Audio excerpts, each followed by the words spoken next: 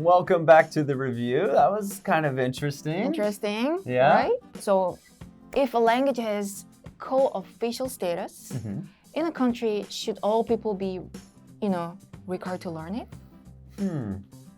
Is it mandatory, do you think? I think maybe not mandatory, but I think it should be encouraged. Right. Right, to keep it going, keep it Keep it alive. going, right. Mandatory is a bit much because maybe sometimes there's not a lot of use for it, or you have people that are not of that background. So yeah, but I would encourage it and fund it and try to get people to use it. But I don't know, mandatory is kind of hard. I think. Right, because you cannot push them, obviously.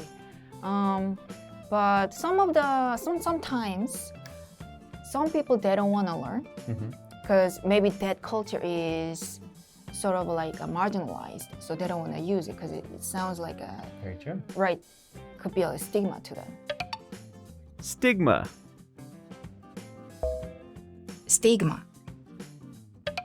The indigenous people can take pride in their past and keep Right. their culture alive. Indigenous. Indigenous. The U.S. population, how many people are indigenous? Not a lot, right? 1%? 1.2%? More than you think. Oh yeah. More than you Tell me think. about it. What do you know?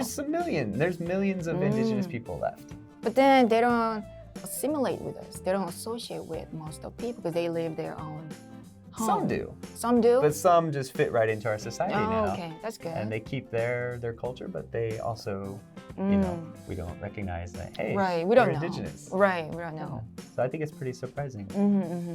But yeah, there's still quite a few left in America. How language is important to you and your cultural Right. identity and your history and everything like that. Right. It means a lot, I guess. Growing up, I didn't really recognize that much. But then the way I was perceived by others, actually it matters to them. Okay. It's not about me, but it's about them. So that was one of the reasons I try to find my roots. Like historically, like, okay, I'm Korean, but also what do I know about Korean? Not much. Not much? Not much. It's like I think it's a little shame because I don't know my culture that much. Okay. So I try to read, many history books. Okay. So I think that's the start because they already, they already saw me as Koreans. Okay. But I don't know much about my history. Then what's gonna make up for me, right? Okay. Right. So I think that's a cultural identity. That's usually language and cultures. Okay. So then maybe you could explore that culture through your language, knowing your language and Right. how it History, works. places, And my ancestors. that's it for today. We will see you next time.